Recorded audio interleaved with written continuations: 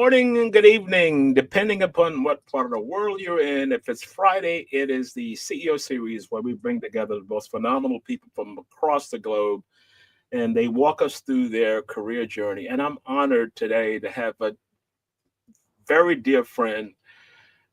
We've been knowing each other, I'm going to say 20 years, worked together and all those kinds of things. Deborah Dragone, who's a global leader in corporate facilities procurement. She's managed complex multi-million dollar projects across the globe. Most recently, did some work for Citibank in New York as well as London. Another project coming up soon with career spanning leadership roles at Martha Stewart Living, CBRE, Ziff Davis. She's known for her strategic insight, operational rigor, and the ability to drive results across the US and the UK. She brings a wealth of experience in vendor management, construction planning, and transformational real estate initiatives. And with that, I'm going to say, hey, Debbie, how are you? Good morning, Ron. How are you? Good morning, good afternoon, all, wherever we are. For me, it's morning. It's morning, yeah. Well, I say that because globally, when hmm you're global, you don't know what time of the day it is. It's 5 p.m. in Dubai now, which where I normally am, but I'm in New York City working now. So we always start the program because we want to get some insight. How did you become all of this? Walk us through the shorter version. Walk us through starting it out and getting to this level. Many, many years ago, 1974, I was going back to work. My youngest son was just going into daycare, so I went back to work. I actually did a favor for a friend whose boyfriend had this small ad agency, and I just lost my headphone. He had a small ad agency, and he needed somebody to fill in because his person was going on vacation. And I knew of the person on vacation, so I went and I filled in for her. Turns out she quit. I got the job, and I wound up running his business for about 7 years, which was a lot of fun. He was just point of sale, small advertising agency. His main client was mobile, so it was a lot of back and forth. And then he moved to Mobile moved to Virginia, so he moved on with them, and I chose not to come. I went down and set them all up, and then I went to work for who did I go to work for? I went to work. I'm trying to think what was next, um, and then it just grew. I went to work for Delphamina. That's Okay. what I went to work for Delphamina, and I was in the office management procurement. Okay. Went with them, then that ended, then I went to work, and I wound up going a few companies, and then I wound up at Martha. Okay. uh, things were changing, so people retired, so I wound up at Martha, and that's how I met you, Ron. Yeah. My role there was quite significant, Yeah. as you know, I ran all the facilities. I ran office services, the mailroom, the housekeepers. I had about 40 people reporting into me. Yeah. I worked very closely with Martha, as you know, Yeah. and um, it was a lot of fun. And then I went to work after Martha. I went to work for a company called Bonnier, who they're actually the largest book publishers in Europe, Yeah. and they were looking to come into the U.S. market in the magazine business. It never did pan out for them, but I went to work only because of the architect that I had at Ziff Davis, and then they needed some help, so I went over temporarily, and I wound up working for them for Mm. about 7 years. Then I just went on and on, and then I got my husband got ill and I had to take some time off. Yeah. And then I was in Tampa, where I have a home in Florida, and somebody said, a mill worker that I used at both Martha and Bonja said to me, go talk to this guy at Citi. They need somebody. They're doing this small real estate project and they need Oh, some in procurement. It turned out, I went to talk to him, I took it on. It was a $2.5 billion small real estate project. Yeah. I oversaw the procurement of everything that was involved in that project, every part of construction. Mm, And so I did that for about 6 years. And then they were doing this, and it was a very successful project, Ron. And I have to tell you, it was one of the best projects I ever worked on, the best really? people, the Yeah. most fun. We still talk about it, and we Mm, have reunions every year. yeah. And it was very, very successful. It Wow. came in on budget, on time. So then they decided to send me to London. And I Yeah. went over to London for 3 years. Different mindset over there, and the problem with the two jobs is London wanted to do it on their own, and not be associated with New York. So it was a whole competition. Yeah. So Yeah. I was there for about 3 years. A good experience. I made many, many friends, Mm, and they're all over Europe now. So wow. Wow. I can go back and visit anybody. So Okay. I did have a good experience. In fact, I Yeah. just talked to one this morning. Okay. So You, yes. as you were walking through that, what would you say but it was the most pivotal moment? So if you talked about the woman getting sick, and then you decide to come in, and you build it up from there, and then another situation came through, and then this came through. If you look back on it, is there a certain point in that timeline that you said this was the key to all of this and living in London for 3 years or whatever it was? The pivotal point was taking the small real estate job at For City. Okay. That kind of, you know, it was it was a pivotal. It goes back early, and a lot of it with with the people I knew, and the Hmm. connections, and people recommending me, because of past experiences, and always going in on just a temp basis. Just going to go in as a consultant at temp basis, and then it evolved into, then they decided to hire me. Mm, So that's what it was. But what I found, Citibank was very pivotal. Citibank was the best. The yeah. Citibank at 388 Greenwich was the best Yeah. assignment I ever had. Yeah. That sounded like that was a great project, and we kept missing each other because I'm in London quite a bit, but we kept missing each other to try and catch up, during that time. Um, but I remember back at the Martha Stewart time that we both are alumnus of Martha Stewart. You had, I think, you had 40 plus people that were reporting into you, Yes. all of these verticals under there, and you were like a maestro. This one is here, and Yeah. you would just connect. You were the conductor, I was the and conductor. sometimes I'd see you doing this. And you're talking to the people that's cleaning, and then you're talking to the construction people, and I'm like, where does that mindset come from?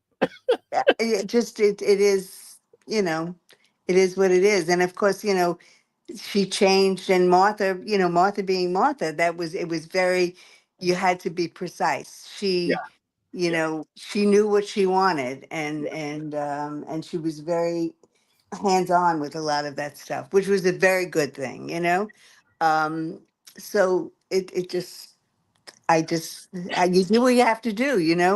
yeah. I was different when I went into Martha. There was a lot of things that were not being run right. So I just went in We, and changed it. yeah, we know. You know what I say? Yeah, we know. We know, a lot of things, but Yeah, and yeah. Go ahead. and I am what my reputation was always, that I was very tough but very fair. Yeah, And and I had a good staff, and I recognized a good staff, and you just, I had to give a review yeah. for somebody, and we went through her review the whole time. And Mm. at the end of it, I said, "Okay, now give me your review. Tell me what you think of me." And she was in Ooh, shock. She was in shock. I said, "I want to know your review of me." okay. And that's how I really handle things, you Yeah, know? so you are way ahead of the curve because a lot of organizations that now are moving towards that. It's kind of a two-way street. I can review you, and you can also review me, and and looking at that, I still, Martin Mendoza. Martin, if you're listening, I love Martin Mendoza. Martin was kind of your number two there, or number Right. three, whatever it was, and now he's doing the same work. He's facilities head inside of, I think, Starrett still in doing He's that. it's so sad. It's I think it's, he's great. Is Martin Mendoza is one of Mark. the finest human beings you'll ever meet. Yeah, And I'm so glad he's successful. yeah. Well, a lot of that success comes from you because you manage that large team, and a lot of those people in that team who still are friends went on to do great things in doing that. How do you, if you look back on your career, what is the source of inspiration? Because some days you get in there and everything goes wrong. How do you stay focused? How do you? And I thought of you when I was thinking about this multi-million dollar project you were running for Citibank, and I'm like, whoa, I can't even Multi-billion-dollar project, multi-billion right? dollar project. Okay, Hmm. a few zeros off, but Yes. how do you stay focused during a period like that? You have no choice. You Okay, have to focus, and you have to know what your job is doing, and you just have to focus. And the job with City, especially at 388 Greenwich, it was such a wonderful project run by the leader of that project, John Crush, was amazing. hmm, He knew construction like nobody I've ever met, and he just managed, and he was smart. We were in Citibank. He took over one whole floor, and he had all the consultants there. We had two architects on that project. We had two construction firms.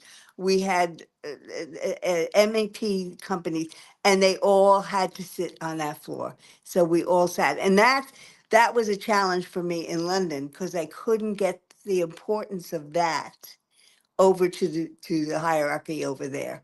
okay, That everybody there, they have to be able to walk over and have meetings, and you have to call, the business consultant, the MEP, one architect, another architect. You had to be able to do that, mm. and I couldn't get that across to them. I But find that. that I, was the success of 388 Greenwich was John Crush. wow, that was amazing because when I think of the complexities of billion-dollar project management and all those things, that's just absolutely amazing. Can you share a time where you were at the wall and just was like, I don't know what to do? How do you pull back from that and get it back in mentally, get it back in shape to move forward? Because we all hit those moments. We hit that Oh, brick wall and we can't. We're trying to figure out.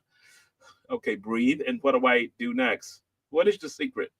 the secret is you breathe and you say, okay, what do I do next? And then you call on people. I would call on people with more experience than me that I knew, and I'd say, how would you do this? How would you handle this? Okay. What am I doing wrong here? What you know, and that's how you do it. But you Mm, do focus, and my reputation. Around my reputation was I will get it done at any cost. yeah, yeah, And so I managed to do that, but yeah. not without help. I, yeah. Your reputation preceded you. Everyone knew if you wanted to get it done, you called Debbie. She'd come in, and that was the deal in doing that. I was always amazed by you had such a large portfolio at Martha Stewart when we worked together. And but as I come back and I say it was like an orchestra leader, and you had you had people that were cleaning the space. Yeah, all of these things were coming through, but you always appeared to be calm, and it was from the Well, not outside. always, Ron. You didn't see No, me a lot behind no, closed doors, no, or I didn't yelling, see. or yelling at contractors, or you didn't see that part of me. It was funny once I interviewed for the WWF in Connecticut, and Okay. in fact I let it go, but I interviewed, and the guy in HR one of his questions were, this is really hard, usually a man goes with this job, and I let that go. And Okay. then when I interviewed with the head of TV, he said to me, he said, I shouldn't ask this question, but I will. And the HR person who delivered me to him had left. He said, and especially after she left, he said, but this is a man's industry. How do you deal with it? I said, well, I speak their language. And actually they hired a man, which I could have had a good time with, but I didn't, Mm, you that's know? yeah. That's kind of tough to hear that at that stage. In coming in. Um, How would you describe your style of leadership, managing 40 people, 20 people, billion-dollar project? How does Debbie manage as a leader? Well, you manage by respect. You Okay. give people the respect that they know what they're doing, and that's why they're in the job. And you listen to all sides of every story, and you just say, okay, and you use a lot of common sense, and you just say enough and go on with it. And when you have different, I had maintenance crew, I had housekeepers, I had office managers, and you just and when I have to be honest, when I came into Martha, a lot of that was very hairy, and I kind of brought it in and said, no, no, no, we're going to do it this way, Yeah.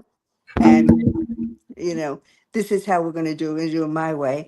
And I recognize certain people that should have been doing more, Okay. like the head of my maintenance. He was kind of just screwing in screws when I knew he could do, and he wound up being able to do it, and he saved the company a lot of money, Mm, you know and so you just I think respect is the key. okay. It's my father, or a man that I worked with, always told me, it doesn't matter what a person does, it's how they do it, Mm, and you look at it that way. mm, I don't care if you're mopping the floors, or if you mop the floors properly, okay, yeah. that's you're doing your job right. Yeah. Who's been inspirational in your life? Who's that? If you look back on your life, and one of the things, I'm going to kind of go off on a tangent for just a bit. I've never met your husband, but we have had conversations about Butchie. Butchie, I called him Butchie, everybody else called him Butch. Butchie sounds like an amazing person. I've told you a number of times. I would love to have met him. I would love to have gone out with drinks with him because my Oh, kind of you would have person. had a lot of fun. He had a sense of humor Yeah, like nobody ever, yeah, and he always left the room laughing. And I shared this in his eulogy. People used to talk about, because we were together since we were kids, yeah. 15 and 16, about all the time we were together. And he used to say, let me explain it to you this way. I could have whacked two people and been out of jail by now. See, that kind of comment, my kind of person, you know? Yes, definitely your kind of person, Ron. Yeah, he's gonna break it. And I've told you that numerous times. I would love to have met him. But what I was getting at was that who would you say was influential in your career? Who was a person that you could go and talk to? I Who was had a that man person? that I worked for, and he's passed now, at the Magazine Publishers of America, Okay. Jim Guthrie, Oh, MPA, and yeah. he was he then came to work, with us at Peterson Publishing, and I called him. I still communicate with his children. Okay. He's a wonderful, wonderful man, and a Hmm. really good inspiration. And when I went into coming out of the world of advertising, worked for Jerry Delfamina. Jerry Delfamina was Okay. very, very, very, he's a wonderful, wonderful man. And I will tell you a story about Jerry, just real quickly, that I had a very good friend that we worked at Delfamina together, and she was the chef there. And she also did Jerry's personal catering, which I worked with her on. And she got very sick in Palm Springs. She got dementia, and she Oh was wow. very, very sick, and she was dying. And I called his office. And we hadn't spoken in many years. And I said to his assistant, tell him it's Debbie Dragone. He might not remember me, but tell him it's about Garnet. This is one of the biggest advertising men in the world, He Ron. was, yes. And he picked that phone up immediately. And he said, first of all, you're not that easily forgotten. Of course, I remember you. And second of all, tell me about Garnet. I told him about her, and said, give me her number. He Hmm, called her. I really? called her later on that night and said to her, do you know? She said, do you know who called me today? I said, no, I don't. Who did? And she said, Jerry Delfamina. And she was over the top. I mean, she said, because she had dementia, she said, I don't remember if I talked to him, but I know he called me. And he made her so happy. But that was the kind of person Jerry Delfamina was. And Mm, he mm, was very, very influential for me. yeah. Yes. So if you flip that, how do you take it for people that work for you? How do you mentor people? Because you've had such great examples of very, very high end people. Normally, people don't have people at that high level. But how do you reach back and give back? You give back because your door is always open. You know, I go back to Martha with that. Yeah, Martha's door was never closed. yeah, Her blinds were always up. You go back to Martha, I go back to Jerry.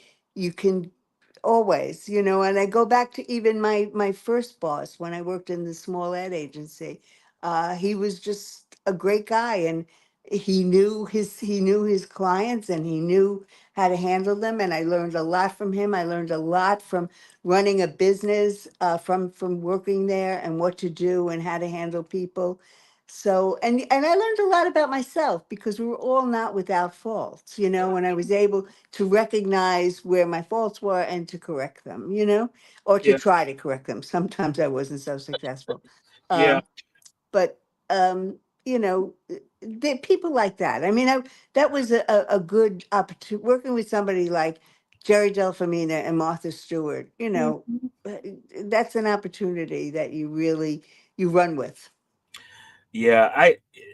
I mentioned to you before we got online that Martha was in Dubai and she and I had dinner one night, and it was the most amazing conversation. We sat there and we just laughed and told stories and just reminisced about things, in years past. And that was the formative years for me in my career because what Yes. I was able to build from there, I was able to take that and build it out into doing something else. So when we talk about mentors and talk about giving back, all those kinds of things, and you said you learned a lot about yourself.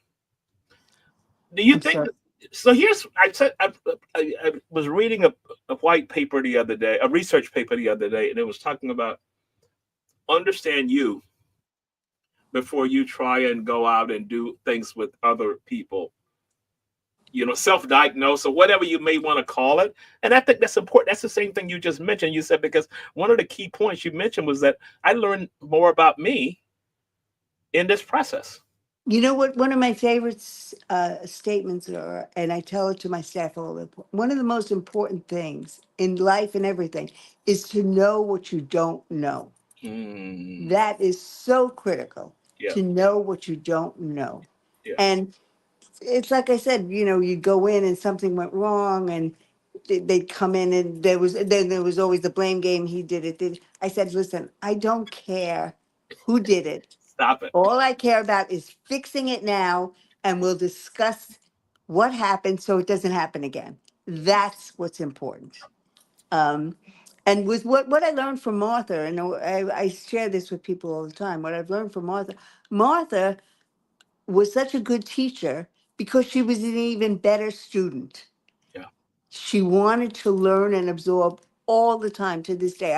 Remember being with her at a wedding at the Ocean Club in the Bahamas, and she was talking to the bartender about sugarcane and this and that, and he was intimidated because it was Martha, and he did. I said, "No, you don't understand. She wants to know. Ask her." yeah, And I mean, all like little things. I remember being in an elevator with her going upstairs, and somebody else got in an elevator and they said hello and this and that, and she said, who was that? And I said, and it was my own intimidation too. So she said, next time just always introduce me to whoever gets on here, no matter what they do. that's right. That's right. So you know so that's who she was, and I learned a lot from her and a Yeah. lot from Jerry. I think we all learned a lot from that because I've had so many guests from I've had so many people on the show that Right. we work together and they now doing things across the globe and all of these kinds of things. But one of the key things that I remember about working there, I came from IBM to come to work there. and it was basically business, business, business. But when I would see Sharon coming in, sitting in the mailroom on 42nd Street, when I'd see Martha coming in, walking by, someone was on a system working with something, she'd pull up a chair and say, "Tell me about what you're doing."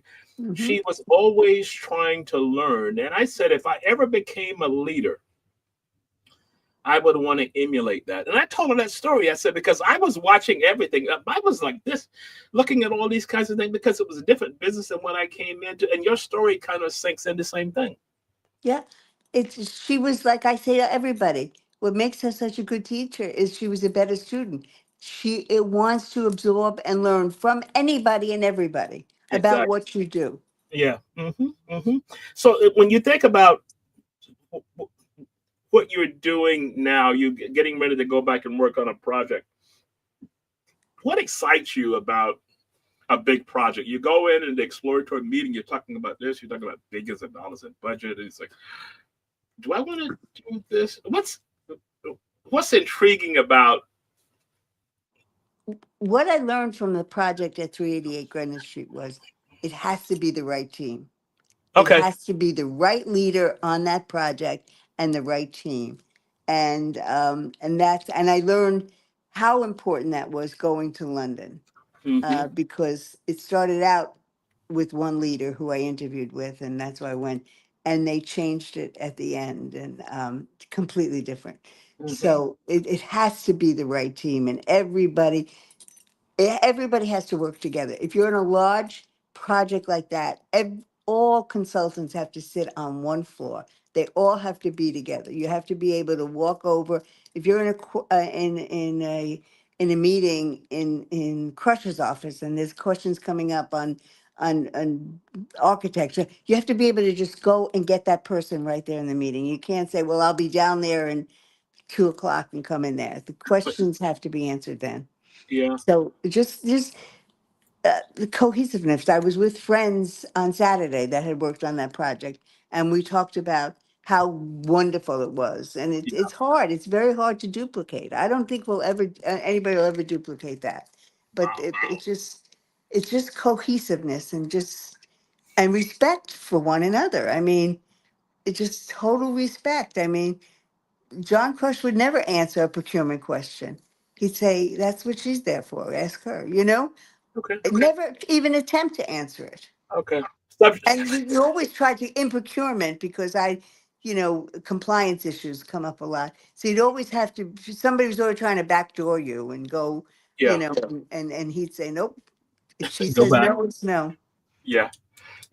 You mentioned something in that speech you were just talking about. When you're in that particular role and you're saying, "Well, I don't know this. Let me go here and ask that." One of one of my thoughts for leaders, and I said the most important phrase you can ever learn as a leader, and just check me on this, is to say, "I don't know. Let's try and figure it out." So when you, So crucial. yeah, hmm It's like I said before, my motto is know what you do not know. know, but you do not know. I don't understand that. So let me flip that and give you a scenario. If you were talking to aspiring managers, leaders, what are some key pieces of advice would you give them as it relates to managing people, managing a team, managing a project? And when people come out of university or wherever they're coming from, they have all these visions of, I'm going to get there and I'm going to do this, do this, do this. No, it doesn't work that way. What No. what advice, a key piece of advice that you would give aspiring leaders, aspiring project managers, or Respect is the best piece of advice. Respect that you have put together a team hmm that knows in each area that they know what they're doing, hmm and let them do it. If and only interfere, or only interject when you feel, and you believe me, I have done this, when you feel they're not the right person, and they're not doing it right, or they're not answering it right. That's to me the most important, Ron, hmm is just respect. Respect who you have put, you hired them.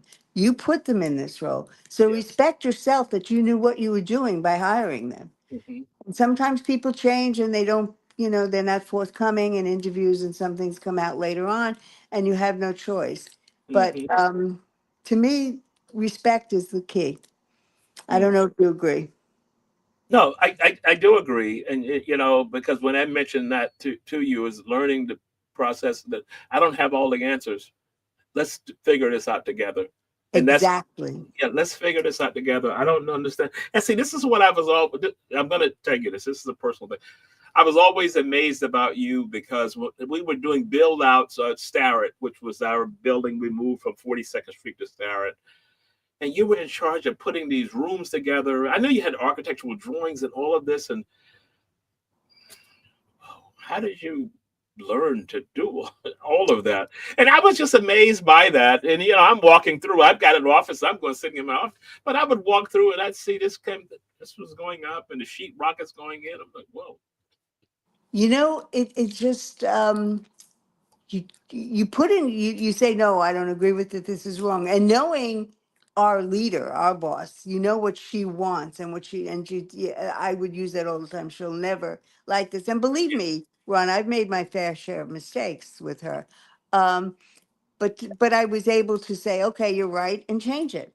Hmm. And or listen, the first the first time, and she shared this later on in the evening, the first time I worked with her was up in Westport in the studio, and there Okay. was something going on about the septic, and we actually had a screaming match about it because she was wrong. Uh, And later on that night, we were at an event in the old Copa, and she laughed about it. She said, "Yeah, you was." I said, "She said, and that's one of the things I like about it. She's because it was me. You weren't telling me I was right, okay. and you have to stand up for yourself if you Yeah. feel you're right, and you have to talk it out, and know." Here, like I said before, when I gave a review, I said, "Okay, what's your review on me?" That's you know I want them to tell me if I'm wrong, I'm wrong. And Yeah. I'm not the type of person to say, no, this is how it's gonna be. I'm wrong. As I mentioned earlier, you're way ahead of the curve as it relates to that. And so for managers, younger managers coming in, I say the greatest phrase you can use is that I don't know, but we can figure it out. You know, um, Together, yeah, that's the key. yeah, figuring out together, and doing that. So if you think of looking back on your career at this state, what are you most proud of? I am most proud of my last project with City, and not in London, in New York. I am Oh, most proud. oh, New York versus London. Okay, Oh, versus London. okay, London competition with New York, and they were going to do it their way, and their way was there was one upper management person in New York that said this should just be a rinse and repeat. London should just be a rinse and repeat of New York. But egos get in the way, Ron. You know that, yeah, and it turns out I was right. But mm, um, you can't convince egos get in the way, and so that's the biggest thing. That was my biggest challenge with London was the egos, and they were going to do it differently than New York. yeah. But So the Citibank was my 388 Greenwich was my that was my shining star. yeah, so you work globally, then you culture New York culture, which is totally different than any other culture. And then you go to London. I've worked across the globe, I know countries you had. across the globe. A friend of mine is listening now, Jim Moore, who was my next door neighbor in Saudi Arabia, who's now a big. He hates when I say this. He's now a big shot attorney in Washington D.C. All right. Culturally, and I think U.S. based mindset has a lot to learn as it relates to this because different cultures operate differently. You can't come in with the same mindset from New York. It does not translate in a lot of No, it cases. doesn't. Yeah, It and I doesn't. And learned that in a meeting. I learned. Let me just give you the story. I learned that in a meeting in Saudi Arabia. I was in this. the big shot meeting, and I was saying something, and I mentioned kind of a New York kind of a, and one of the leaders pulled up and said, "Ron, so you always reference New York. So this is Riyadh, Saudi Arabia. It's a different culture, and I think you need to kind of think through that again." That was like, whoa, how could I Key. be obtuse, not Yeah. even getting it? Walk us through cultural differences in countries and Um, Mostly in London, they have, and Londoners are very, they're very reserved. And I forget what the German expression is. My friend Martin Kellett from AECOM always tells me, we think it, no, they think it, but we say it, okay, So sometimes, and as you know, having worked with me, my language can be somewhat um, I know, off color. yeah, And I had one man say, call, he was running the project and at the construction site, and he said something about, and I finally said to him, I said, Call, the difference between you and I is you think it, but I say it, So, that's the London culture is that way, but you just have to respect it. And this is not how it's done, So you have to try to get the best of both and hmm kind of merge them, They hmm have, for instance, to say like in city, diversity was a big thing in America, and they were completely different about it in London, the way hmm they handled it. And yeah, so we had one person that came over and she asked about it, and they completely they do it, but they don't do it the same way we do it. yeah, So you have to kind of work with them. Instead, she ran with it and went to their boss and complained, and yeah, um, which was wrong to do.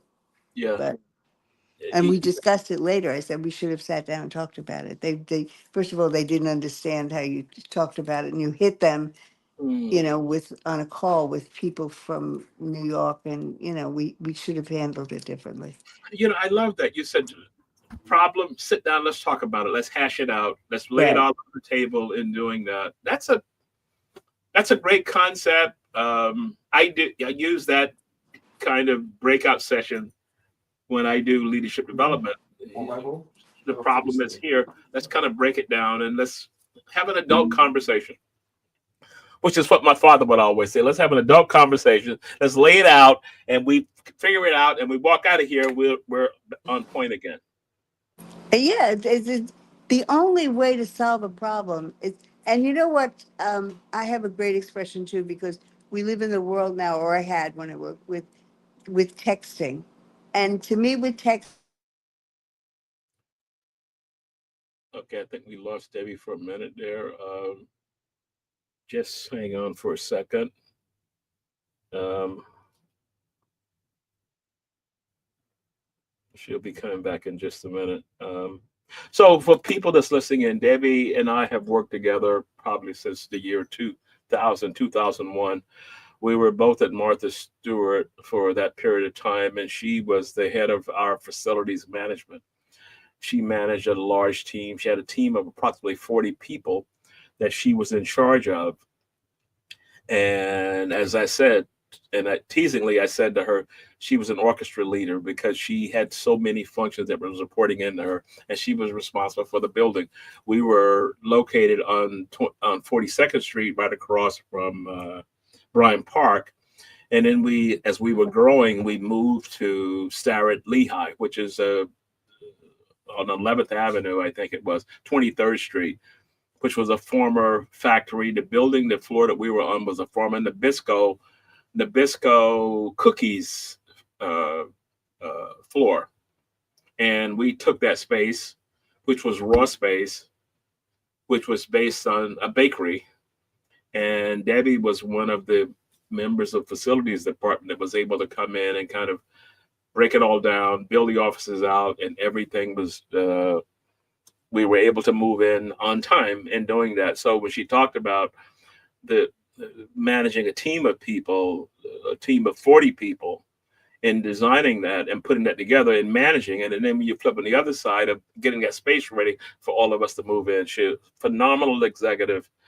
And post the Martha Stewart piece, She was instrumental in working for Citibank project in New York, and then they put her in charge of $1 billion project in London. So just a phenomenal person, a great friend, and we've been knowing each other for 20 plus years. And one of the key things that I want to mention is that a lot of the people we have on the show are people that I've known over years, over a period of time. So as you grow in a career, think in terms of how many people do you know from 5 years ago, 10 years ago, two jobs ago? And that's important. It's important that we are able to build relationships. When I reach out to people that are doing things and they're very, very busy, they will always make time for the CEO series because we built a relationship. And it's important that we, aspiring leaders or people that have been in this space, you must build relationships with people. You build relationships with people, you keep in touch over the years, and all of that is going to translate somewhere down the line. People will reach out to you to try and get some advice because if they're struggling, it may be in a job or they just want to share good news. As leaders today, you're the orchestra leader. You're the orchestra leader in people's careers, whether you want to take on that mantle or not, because you're in charge of that. And this is why it's important that we do that. I don't know where Debbie is. I think she may have been lost, but we have a few more minutes to go. I want to do a quick shout out to people that are listening in. We are at about 14,000, 15,000 listeners, and I want you to share our series with your friends. Peter Piccinini, when I log in, Peter's always there. A great way to start the weekend. Peter was a former guest. And when you talk about how careers transition, Peter is a perfect example of that because he started out in the arts, theater, theater district in New York City. And now he's in wealth management. Jim Moy has always been uh, straightforward in building his career, and he's now a lawyer. Now he's a big shot in DC. Hey, we're back. Yeah, we are back. Okay, we're cool. I was just ad libbing. I think I did I well. knew you were. I knew. Yeah, I no worries. I didn't panic. I said the expert will deal with it. He'll handle it fine. I love that. For you to call me the expert, that is the greatest. That is the greatest thing. Ron, listen to me, and I will share this with everybody was listening. That's listening. When we worked together at Martha Stewart, Ron had his challenges and handled them like an expert and a pro. Ron had to, and I'll say this, and had to report to somebody that was so inferior to him that it was almost embarrassing.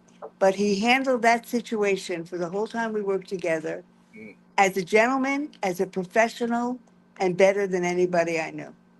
And it was, I would be infuriated by it, and he would be so, no, it's okay. it's Am I okay. right, Ron? Yes, I don't want to go there, but we're cool. I know you don't have to go there, but I did. Yeah, you did. You did. Thank you. Thank you so much. Yes. Um, what are you most excited about?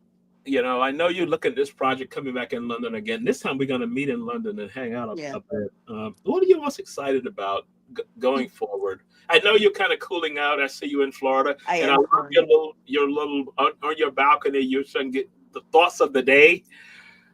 I love that. So, what are you excited about going But I'm forward? not going back to London. Let me clear that to work on a project. I'm going back to they're closing out the project I began.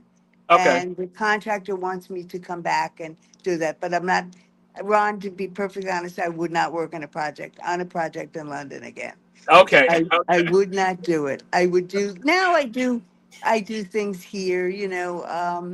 Little things that I have one person that I worked for off and on for 30 years, and he did something with an apartment. He bought another apartment, and I project managed that and building it all together.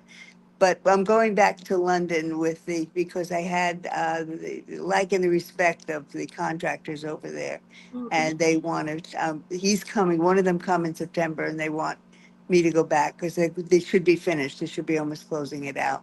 So Okay. they want me to go back and just see it at the end. but I will never work on a project in London again. Okay, okay. But as a result of it, I have friends all over Europe Mm, that I can go to Spain, to Italy, yeah, to London, to all over the UK. I can really go. So yeah, yeah. it's pretty good. I want to give this piece of advice to uh, listeners, specifically U.S. based listeners. Try and figure out in some way if you can get an opportunity to work in a different country, understand cultures, get that global experience because it's so different than we're in this vertical of USA. That's a whole world outside of what we're doing. And I always tell people that are just starting out, if there's an opportunity for you to work globally, jump at it. Even if Jump it's at it. not the perfect job, but you get an opportunity to expand and get a different vision of what the world is like, what business is like across the globe. And I would say too, yes, do it. Yeah. And like I said, some, I met one young man, and he was just doing project management for Turner and TNT on the London project. But he was wonderful, and we communicate at least once a month. So, but he was remarkable, brilliant, and I tell everybody you need to talk to him. And we became very friendly. And Mm, he went to Cambridge, and he wanted me to see Cambridge. So one Saturday morning, I met him, and we went to Cambridge, and we spent the whole day. And all I could tell him at the end of it, I said, Kevin, this is a really bad ROI for you on your father's money. I said that you went here and you're doing what you're doing. mm, You've got to rethink. And as a result of that, he went on and he's still doing amazing things. wow. He applied for a job at the Blair Institute, I believe, and 800 applicants, and he got the job. Whoa. And his mind is just incredible. Mm, And so um, yes, take the opportunity. And because of that, you go, and especially living in Europe, as you know, living overseas, travel to all other places is so easy yeah. and so affordable. Yeah. And you just do it. Take the opportunity and do it is what I'd say. And just for the experience. The one thing I found the hardest living in London and communicating with my family, believe it or not, was the time difference, I mean, You I know, got up in the morning where they were just going to bed, and then I was at work and they were getting up. That I found hard. yeah, I know we're coming up on the closing time. I want to Yeah. mention I said if someone were to ever look at my Google searches, it's going to be for time zone calculations. Yes. I had a meeting at 1 a.m. this morning because, as I said, I'm in New York now. 1 a.m.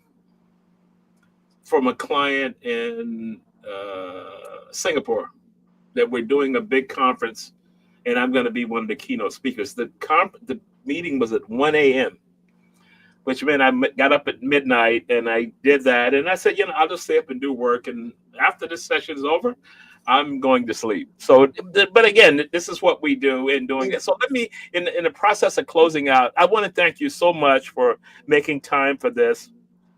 It means a lot to me, and it's great to just catch up for someone who I have always admired. Yes. Same I here, Ron. I sat there and watched the orchestra leader do her thing, But and Ron, can I have a question for you? Are you in New York now? I'm in New York now. Yes. Okay, so am I.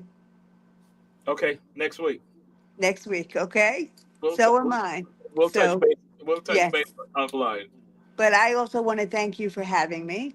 Okay. I hope I did you well. I hope I made you proud. And next week for sure. Next week for sure. Thank you so much. Hang on because I needed to share some things with you. So hang Yeah. on and for the people that are listening, thank you so much for listening in. Always, if it's Friday, it is the CEO series. So thank you. Thank you.